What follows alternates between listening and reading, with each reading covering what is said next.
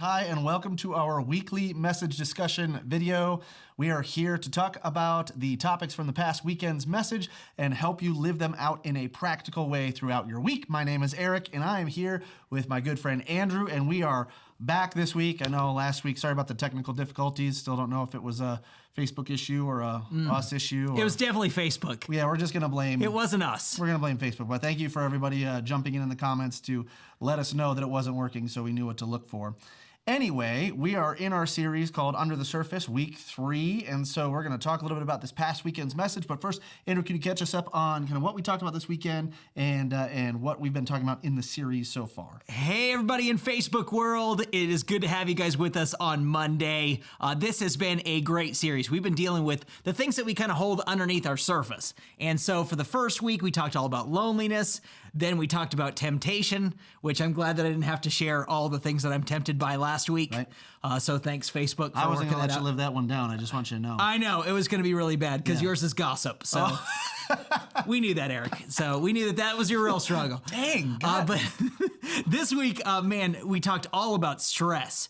And my wife was very happy that we talked about stress this week because there are times in my life that I can be very stressed out by work or by other things that come up every once in a while. And so, yeah, we dealt with stress and how we kind of carry those things underneath our surface. And we don't oftentimes talk about it, but it's something you've got to have peace with. Yeah, for real. So stress, rest, we want to ask you, I think we asked a question during the countdown on a scale of 1 to 10. Yeah. How stressed are you? So you can always participate when you're watching us on the countdowns and let us know. So what we're going to be doing right now is going through our small group curriculum. We're going to be answering some questions. So if you're watching us live on Facebook, in fact, if you're watching us live, let us know. If you haven't already, let us know so we know that you're here because I'm looking at the feed right here. We'd love to have you participate with the comments. Once a question is asked, you can answer along with us. If you're watching with your small group, you can press pause. You can answer the small group. If you're watching on your own later on, make sure you journal it down or just grab somebody that's in the house or the office with you right now and just ask them any of the questions. But we go through our small group curriculum because we value small groups highly around here. Andrew, tell us why it's so important that for everybody to get involved in a small group. Well, we believe that God truly wired all of us up for community. That's why this COVID thing has been so hard and so difficult because, man, God put you together to have good relationships. And so the best way that we can get people in this large, huge church together so that they can just invest in relationships is through small groups. And small groups, again, is the way that we take a large-sized church and we make it smaller so that you feel loved and cared for. And so we've got small groups that meet all around both Albuquerque here and New Mexico, down in Belize. And then we've got a few all over the whole United States. So we've got online small groups that we've launched during this pandemic. And man, it has been great to see people still connecting, still growing. And man, if you have not joined a small group yet, I don't know how you've missed this, but man, if you'd like to get into a group, man, we will put in the comments right now just a link to get connected on our groups page at sagebrush.church/groups, and we can get you signed up. And throughout this whole discussion, we have some of our pastoral team members that are in the chat. So if you have any questions or if you'd like to take a next step, just let us know in the chat. They can help you out. If you're looking for something, we'd love to get connected with you. Every time that we do small group, we want to get the conversation started. So we generally start with an icebreaker question. I want everybody to participate here, no matter whether you're watching from, let's see here, Santa Fe or upstate New York. Go ahead and participate with us in the comments. If you could go one place on vacation to de-stress, where would you go and why? Let us know. Andrew, what do you think? I would definitely go somewhere tropical. I love going to just like tropical places like in the Caribbean, or where I'd really love to go right now is like the South Pacific. Oh, yeah. Like to Bora Bora or one of those crazy islands because they have like those above water bungalows that you can like stay the night in and you can hear the ocean like right underneath you. You could scuba dive and snorkel and do all those fun things. Very Instagram friendly. Yes, it would be very picturesque. I'm very big about the gram. Yeah. Have you? What would you want to do? Like, what would be the activity that you would just want to just hang out? Just hang out, bro. Just to de-stress, spend time with my wife. I would hope to have no cell phone reception. Yeah. Just to be able to completely unplug from the office and everything else. And actually, Eric, you're really good at this because like this last week, Eric took his family out on hikes and explored the wilderness and got away from everything, right? Yeah, I think that's the thing for me is where I go to de-stress, it's not necessarily a where as much as like I have to make sure I'm going somewhere where I don't have any obligations. If there's obligations, I'm stressed out. So, I mean, like my favorite vacation I ever took, honestly, we went to this one little island off of the coast of Puerto Rico. It's called Vieques Island. Ooh. And it's like there's wild horses on the island. We got like a little Airbnb type of situation, you know, beautiful beaches. But it was, you know, same situation where I had set everything up beforehand that I didn't have any responsibilities and I could just go and be. But I don't know about you. Like when I'm on vacation, about halfway through the vacation, I start thinking about tired of it. Yeah, and I start thinking about work again, and I start getting back in work mode. In fact, my wife usually knows like we can't go on a vacation shorter than like 10 to 14 days. Okay. Otherwise, it's like 3 days of kind of relaxing, And then in the middle, it's like, oh, I got to think about what I'm doing at work. So let us know here. Let's see. Let's look at some of the. Some people say the mountains, which if you live in New Mexico, they're easy to find. Yes. Greece. Carla says she'd like to go to Greece. Deserted island with no big internet. Carla. Bora Bora says Pam. Puerto Rico. Yeah, I'm with you. I was right there. Going to a lake. New Zealand, Tahiti, Mexico, somewhere on a beach. I think it's pronounced the Seychelles. Yeah. Seychelles. No, not seashells. Seychelles. Yeah, Josh says Seychelles. Yeah. Hawaii. Yeah, Taos, I'm guessing, is a couple of them. And then Corey wants to go to a cowboy ranch in Montana. Yeah. So, I mean, same sounds thing. right. I was gone for a couple of hours this past weekend and no cell phone reception, which made me a little anxious at the beginning. Of course, dude. I was like, am I going to get it eventually here? And no, and then I just, I was able to relax. So let's ask this question. Here's question number 2, because we really want to know. We talked about stress. We talked about rest. What are what things do people tend to get stressed out about the most? What do you think? Oh man, there are so many different things that I could bring up here, but man, I think the things that I stress out most, and other people in general, is just work in general.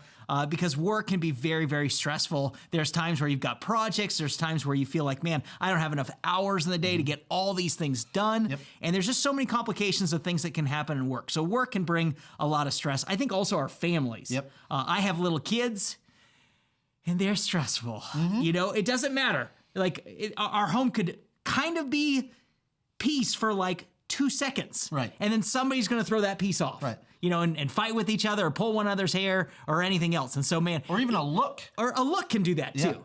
Yeah. Or stealing a French fry or anything else. Like all havoc can take place in your family. So families can be stressful, just trying to discipline kids, keep them entertained, especially during this crazy COVID time. I think relationships in general can be real stressful too. Yeah. A lot of times I get stressed out over relationships that are not going right. Right. And when I put my head in my pillow at night, I'll think through all those people that I need to have a conversation with or things that I need to make right. And so we can stress out about that, as well as just the fear of the future. We get stressed out of what does the future really hold? And I know all of us are real stressed right now with politics and COVID and other stuff, because we're wondering, man, what is the future really going to be like, both for us and for our kids? What about you? What are some things that you see? Well, let me hop in here real quick, because the comments, you guys have done a great job here entering into the comments. Finances was one that you didn't mention, but I think that kind of relates to some of them. Family, of course, can be stressful. I think health is important. I mean, that's kind of in the future when you were talking about future. Thinking about what's going to happen. Melissa said homeschooling. Yeah, for those of you who've got kids at home, either this is your first time in or whatever, you're mixing family, you're mixing relationships all in there. For some people, they're adult kids. Yeah, okay. Extended family. The opinions of others, especially relatives' opinions, that can be rough as well. Lack of patience is something that stresses people out. I think for me personally, I agree with everything you said there. I think the other layer that is probably the biggest stressor for me is the expectations of others. So I wouldn't consider myself necessarily like a people pleaser, because I'm definitely okay with conflict. I'm definitely okay. Yes, you have no problem with conflict, Eric. I mean, like, whatever. Anyway, but like when I know I'm expected to do something, or if someone brings something to me and says that I let them down, or that I didn't follow through with something I said I was going to follow through with. The biggest stressor is like not knowing what other people expect of me. And so it's expectations of others, and that can be really unhealthy. In one way, it's like I really want to help other people. But in another way, it's like I allow those expectations of others to dictate whether or not I'm successful, whether or not I have value, right? And whether or not I'm having a good or a bad day. And so that's key for me. I would say that that's it. Let's see, anything else? Other people added in addictions here, job transfers. Yeah, any sort of work relationship is tough as well. And then time, never enough time.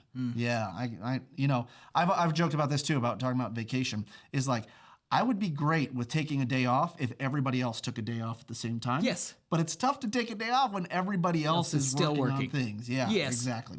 Okay, keep answering in the comments here. Let's see. Next question. In what ways do people respond to stress? How do you typically respond to stress, and what does your response reveal? So in what ways, how do you respond, and what does your response reveal? Man, that is a lot of questions. Yeah, it's a three-parter. It's a three-parter. But usually I respond to stress a lot of times by working harder.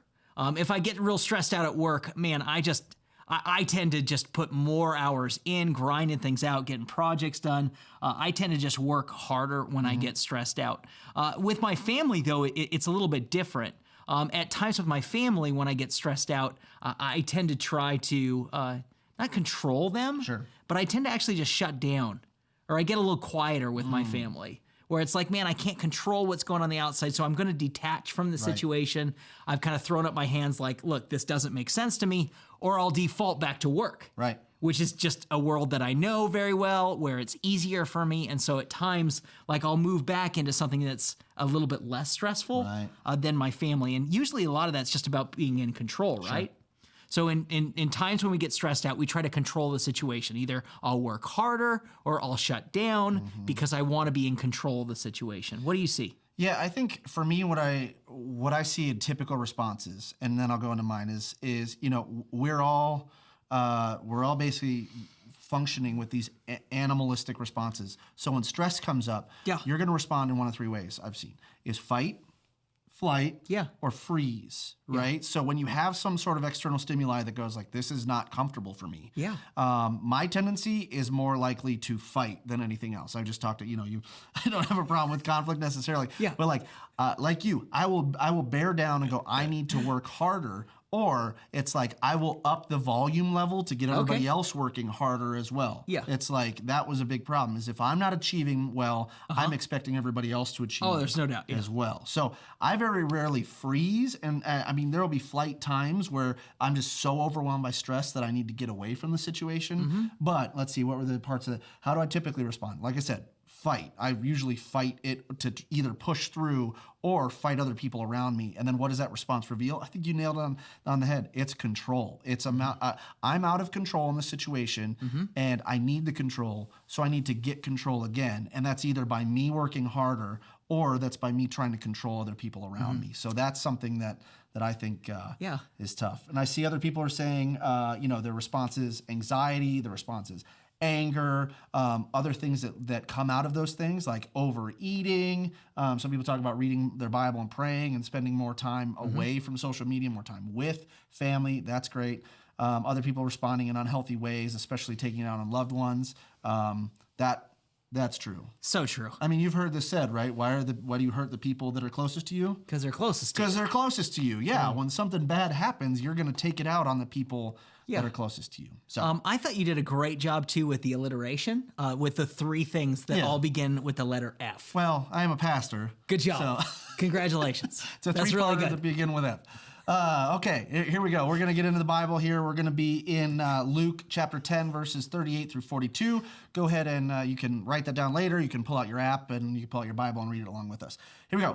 Luke chapter 10, verse 38. As Jesus and the disciples continued on their way to Jerusalem, they came to a certain village where a woman named Martha welcomed him into her home. Her sister Mary sat at the Lord's feet, listening to what he had taught. But Martha was distracted by the big dinner she was preparing. She came to Jesus and said, Lord, doesn't it seem unfair to you that my sister just sits here while I do all the work? Tell her to come and help me. Verse 41. But the Lord said to her, my dear Martha, you are worried and upset over all these details. There's an exclamation point there. So he was kind of like, there's only one thing worth being concerned about. Mary has discovered it, and it will not be taken away from her. Here's the question for you. What is the difference between Mary's interaction with Jesus versus Martha's interaction? Now, I know this could be an entire sermon, but let's break it down for a couple of keys for people. Yeah, I think that just the fact that Mary took the time to spend time with Jesus. So instead of being busy all the time like Martha seems to be in the story, Mary's taking the time to do what's most important by sitting at the feet of Jesus and instead of being busy. And Martha's response is something different, right? She feels like, oh, I've got Jesus in my house, the God of the universe. Man, I got to work harder. I've got to do more things. I've got to, do this and I got to do that to be prepared, because she was trying to make a good impression on Jesus. And so Martha comes to Jesus because she's a little bit self-righteous, right? Sure. She's like, Jesus, look at all that I'm doing, and my sister, she's just sitting here. So you tell her what to do. And oftentimes we do the same thing, right? Where we get so busy and we think that God will love us more, just like Martha, the more things that we do. And God's not asking for that. He's asking for us to sit still and just to listen and be with him.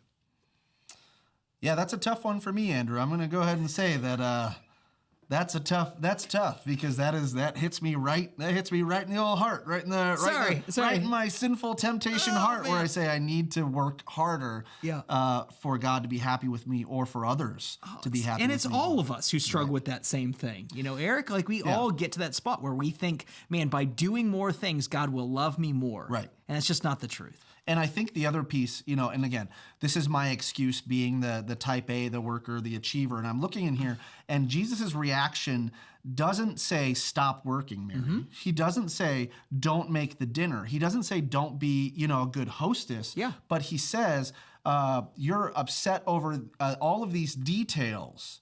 So you're upset about it. So that's where I'm going, man, if my activity, if my stress, it's okay to be stressed. I mean, I don't think we can avoid stress. Yes, you can. It's, how do I react to stress? Am I going to be upset by it? And then, did you see what she did? She just took it out on her sister. She said, I'm stressed over all these things. Don't you think she should be doing more work? That's so and true. now all of a sudden that creates the reaction from Jesus. And so when I look at this, I'm thinking through this interaction and going, man, is there a way that I can, sit here, for all of you who are great doers and you're very hospitable, you're looking at what Martha's doing, and you're going, well, she's obviously being, she's doing the right a thing. good hostess.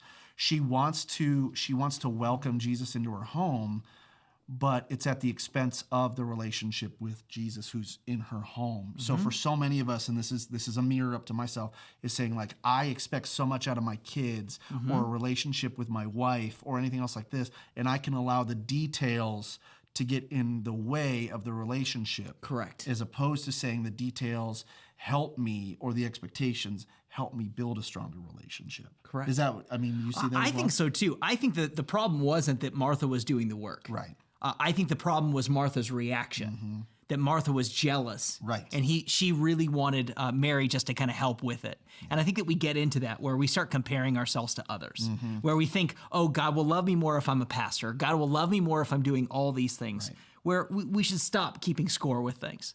We should start kind of going, okay, God, let me just relax. Yes. The Pharisees had that very well.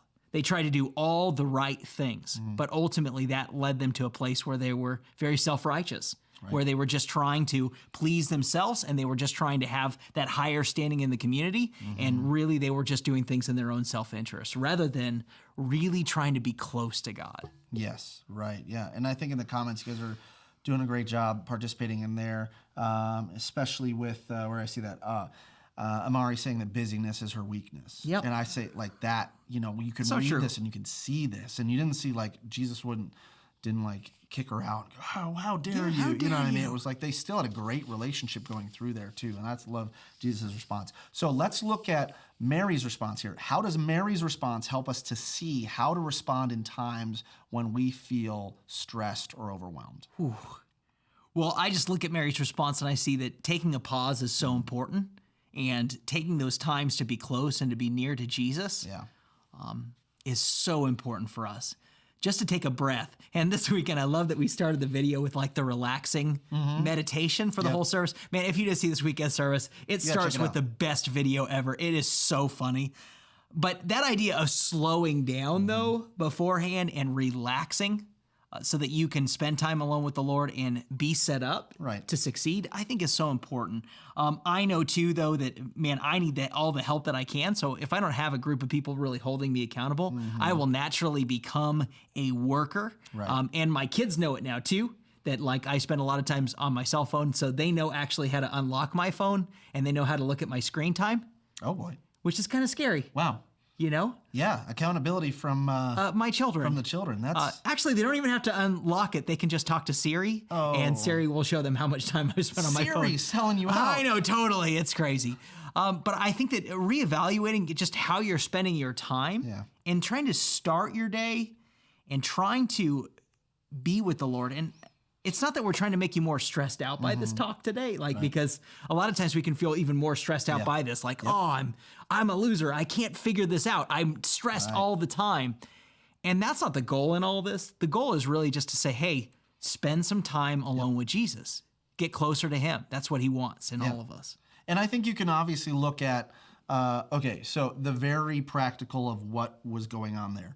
Jesus, Son of God, Savior of the world, God on earth, right, is in your house. You spend time with Jesus. Yes. I think the other thing is if you want to apply it generally, like if that's not Jesus and you're looking at this from a different perspective, I think the answer for me is looking and going like, what is like Jesus says it here. He says, there is one thing worth being concerned about, and Mary has discovered it. There's one thing worth being concerned about. So what in your stress, we'll just go real practical and we'll kind of take away, in your stress, what is the most important thing that's happening right there? And so for me, I've got a 7-year-old and an 8-year-old, right? 2 little boys. They are less than a year apart. They fight like crazy. They never listen to us. I mean, and hurry is not something they want to do. They don't want to participate with all that. And it's like when we go through situations where I get stressed out with my family, when I'm at my best, I can pause and I can say, what is the thing that I'm most concerned about? If all of the things aren't going my way, is that as important as the memories that we're building? Is that as important as the relationship I'm building with my kids, right? Case in point, your kids do something wrong and there's an opportunity for you to punish them, right? Take away consequences, whatever, yell, blow your lid, whatever you do. I have to stop in those cases, and I have to be reminded a lot of times afterwards when I screw that up and go, okay, it's more important that we can have a conversation over what happened, right? Because our relationship is more important than whatever they did or whatever they broke or whatever. So I need to make sure that I'm helping them build for the future. And so that, if I can get in that healthy mindset, it helps that put as more important than, what was the thing that they did or didn't do, right? And I can react to it in an appropriate way and maintain that relationship. So I would say that for you, if there's something that you're stressed out about, think through and go, why am I getting so worked up about this thing? Is it because I think the boss expects this out of me, or I need other people to see me as this, or whatever like that? Like separate that away from what's the most important thing going on in that situation. Yeah, and I love the story that Todd told this weekend all about that missionary couple who had to leave China very quickly and about the weight. And man, the idea of they had tried to find just the right things to get under 200 pounds or so. And then they asked the question, did you weigh the kids before getting in the airplane? Oh boy. And then in that one moment, the family was able to say, the most important thing is the kids. All this stuff is not as important as my children. And so I think understanding what's most important is so critical with our stress. I mean, our jobs will be here or they may not be here, Our friendships may be here or they may not be here. But the most important thing is obviously God and our family and those close relationships. Right, exactly. And so when we think about that, let's switch over to the topic of not only our reaction to stress, but we also talked about rest and why that was so important. So we're going to go to Genesis 2, verses 1 through 4, and this is in the creation account. Ready? So it says, so the creation of the heavens and earth and everything in them was completed. On the 7th day, God had finished his work of creation, so he rested from all his work. And God blessed the 7th day, and he declared it holy, because it was the day when he rested from all his work of creation. And then verse 4 says, this is the account of the creation of the heavens and the earth. So why do you think, Andrew, we actually need an example of rest? Sometimes we think we don't need rest. And so like having this example of the God of the universe taking one day to rest, and as well as, when we see Jesus, right? When Jesus walked the earth, we got a living example of a guy who took time to rest. He had a sea of demands around him at all times. People who wanted to be healed, people who wanted, help from him, people who wanted to be instructed. And Jesus still took time to steal away moments with God, and to be alone with him, and to rest in the midst of all of that. And so I think, if it's good enough for the God of the universe, it's probably good enough for us, Eric. Yeah, and I would say too, like if you look at the exactly what you said, God took time to rest. I think sometimes I don't think I need to rest, right? Just like you said.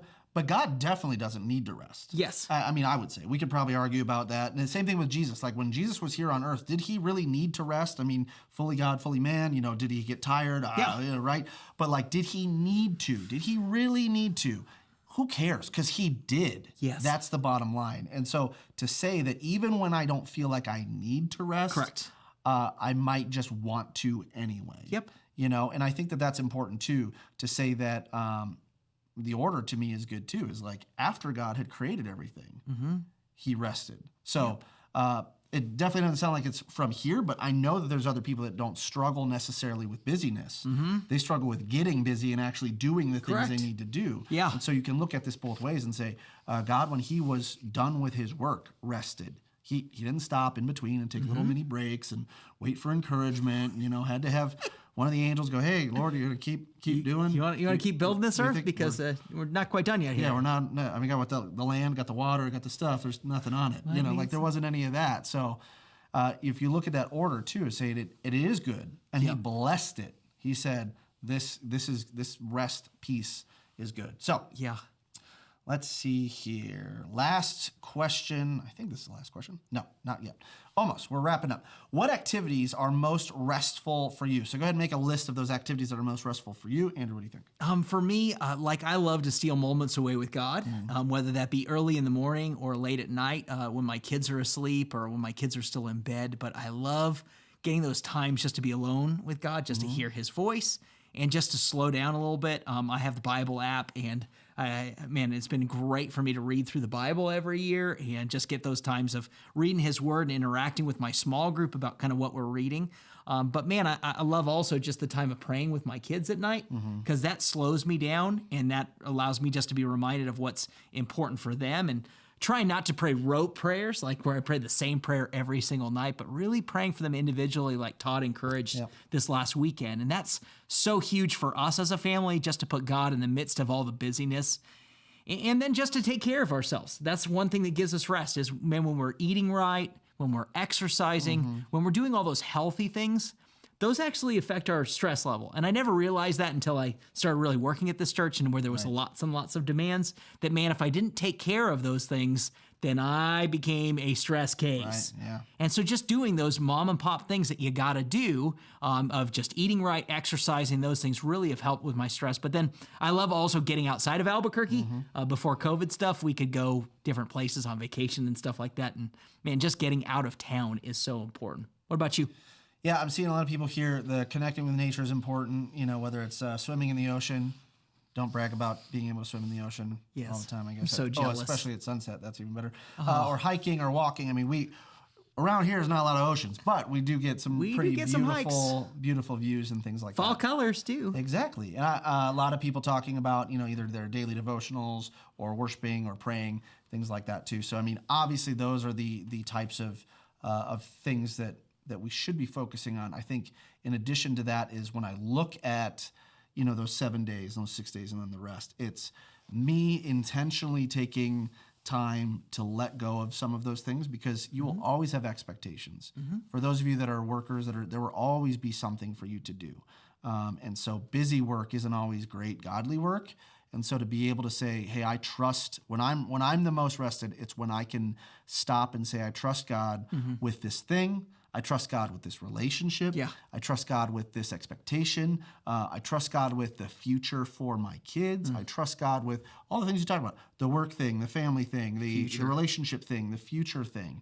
I can trust God with them. And so I'm going to actually rest from even worrying about it. Yeah, and I so think true. that for me is when I can do that and go, it's going to be okay. In fact, we were talking about this Saturday. Went out of cell reception for like 6 hours, and there was a long time when I was stressing about it, and it wasn't until I went like, you know what? I'm all the things that people depend on me for. There are other people that can take care of that, and they will take care of it, and They will figure I trust that God is going to be okay with what's happening. And the church didn't burn down. No, of course not. We're good. And how egotistical and egocentric is that, right? It's for all of us. We I do need it. to be tied into my email 24/7, otherwise that thing's not going to work out, or I got to do this thing. It's like you're basically saying, if I don't, then it won't happen. Oh, thanks, God. Ouch. You are kind of a big deal, though, no, bro. okay, but you know what I mean. It's like that's something I have to remind myself all the time as well. Let's see here. Okay, yeah, other people talking about prayer again. Being in their small group, definitely. Getting involved in your small group, getting some rest, exercising does rest. Let's see, last question. If you are, let's answer this question. Are you currently stressed? Let's go back to that one scale of 1 to 10. On a scale of 1 to 10, 1 being not stressed at all, cool as a cucumber, 10 being like overwhelmed, you're doing 10 other things, you're actually doing something else while listening to this right now because you're stressed out about it. Let us know, are you currently stressed? What's that level? And if so, why? And what can you do this week to rest? Where would you put yourself on a scale of 1 to 10? Oh, for me? Yeah. Oh, wow. On a scale Right of now, 1 to right hanging now out with me. I'm probably a 7. I run pretty hot anyway, but I'm probably a 7 right now, a stress. But it's scary though when we walk around the office though, because people look at me and they're like, "Hey, you doing okay? You seem pretty stressed right now." And that's when you know that you're a pretty stressed out guy. But I'm probably about a 7 right now. And I think some things that I could do to take care of it, as I need a vacation. Yeah. And I need to probably go away. My wife is a registered nurse though, so she can't go out of the state because then she can't work for the next 14 days. So there's some complications with this, but we're trying to work out as a family a time just to get away, just to be away from kind of the stress of everything. What's your number, Mr. Eric? Right now, I mean, Mondays, I gotta say, I love hanging out with Andrew. I love hanging out with you on Mondays. When I get to noon on Monday, my stress level is like a 2, like a 3. It's awesome. Like maybe, because we've got like really awesome people back here doing really awesome things, making all of this happen. We've got people in the chat. There's no doubt. And I just like hanging out. Like, so this is like a 2. No big deal at all. And Facebook worked today. And Facebook worked. Yeah, thank you. Thank you, Zuckerberg. Thank you, Mark right? Zuckerberg. We appreciate that. No stress for that. But Monday mornings leading up to this, super stressful. There's like so much going on. Monday, right? You've had the weekend, everything like that. So I'm like a 7, 8, things like that. But I would say overall in my life, I pretty moderate. I think I've been in a really good season. We've been obviously locked down for a while and not able, like you said, to travel. And I think there's other complications, not able to see out of town family. So that can stress me out and things like that. But I think, what I really appreciate around here is that you're surrounded by people that care about you, whether you're in a small group, whether you work with others, you've got community like this, and getting a message like this one was very timely. Yeah. I mean, when I saw some of the message notes and other things that were coming up this weekend, it was great preemptively to just be like, hey, you know what? Let's work on this. There's going to be a talk about stress and a talk about rest. What are you going to do about it, Eric? And just the opportunity to go, you know what? I did it. I did it. I went hiking with the kids. It's actually pretty good, and I can unplug. That's awesome. All right, let's see. Other people, some people agree with you. They need a vacation. They need to schedule a day off. They need to get out of here. Other people, not too stressed. Someone else, way over a 10. So here's the thing. If there's something going on in your life, if there's somebody that you need to talk to, let us know in the comments. Just say, hey, I need to talk to somebody. Or you can always call or text us at 505-922-9200 to be connected to a member of our pastoral team that can talk through whatever you're going through here. But one of the keys that we have that's a de-stressor is scheduling regular time with Jesus, scheduling regular time to get into the Bible. And a lot of that depends on and can be accomplished in a small group. Yes. So tell us again, why do we need to get involved in a small group? Yeah, in a small group, that's the place where we're not trying to stress you out, but a small group is a place where you'll find the support that you need to get through the stresses of life. Yes. And that's why I love my group, because my guys pray for me. They know how busy I am. They know how many times that I'm a workaholic here. And so they really keep me accountable and walk with me.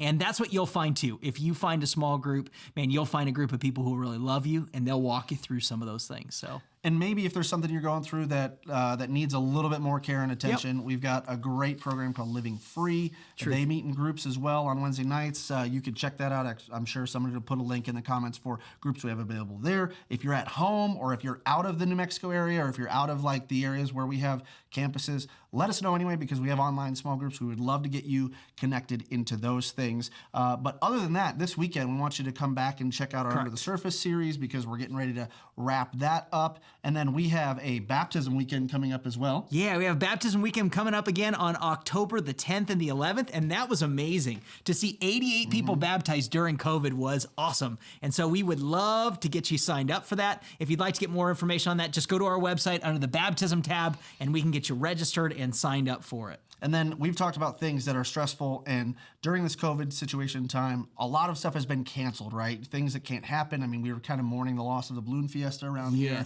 Should be starting up this weekend, but it's not. And so that can be stressful. But one thing that we have tried to do as a church is step into some of those things. And so we put on a Halloween drive-through event. So if you live in the Albuquerque area, we would love to have you come out the 28th through the 31st. What we're looking for are some volunteers that can help serve to give back there. Because I noticed one thing that I do to de-stress is when I help and serve others, when I can get out of my own stuff and take some time. In fact, other people would probably laugh in the office, is when I have a huge list of things to do and then somebody else has like a little tiny thing. Like if I could get away from that list and help them just for a second, then it helps me de-stress. So if you want to help sign up for that as well, we'll put a link in the description below, but you can get involved with our drive-through event. And then finally, if you have a 6th through 12th grader, we have new episodes of Remix Online dropping this weekend. So we've been I love your graphics. I'm doing some of my own custom graphics that's here. pretty good right there. Gosh, they're moving in the camera. Anyway, so if you have a 6th through 12th grader, we want you to check it out online. We're also open on the weekends here for church too. So if there's anything we can do for you, let us know in the comments. Otherwise, we will see you this weekend. On behalf of Andrew, I'm Eric. Y'all have a great week.